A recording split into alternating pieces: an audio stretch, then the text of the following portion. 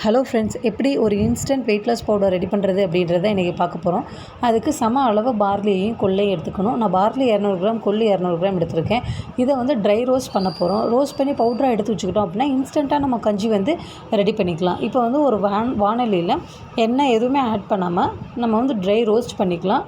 இந்த கொள்ளையும் பார்லியையும் அந்த கொள்ளு வந்து கொஞ்சம் வெடிக்கிற சவுண்டு வரும். அந்த ஸ்டேஜில் வந்து நம்ம ஆஃப் பண்ணிடலாம். ரொம்ப வந்து பிளாக் ஆகிற அந்த ஸ்டேஜ் போக வேணாம். இந்த மாதிரி ஒரு நல்ல செவந்து வர அளவு வந்தால் போதும். ஸோ ஆஃப் பண்ணிவிட்டு ஆற வச்சிடலாம். ஆற வச்சு ஒரு மிக்ஸி ஜாரில் மாற்றிட்டு ஒரு நல்ல ஃபைன் பவுடராக ரெடி பண்ணிக்கலாம்.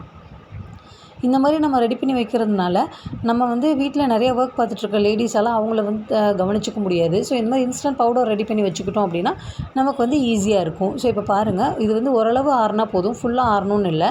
ஸோ இப்போ மிக்ஸி ஜாரில் மாற்றி நான் நல்லா பவுடராக மேக் பண்ணிவிட்டு ஒரு கண்டெய்னரில் போட்டு நான் ஸ்டோர் பண்ணி வச்சுக்கிறேன். அவ்வளோதான். தேங்க்யூ.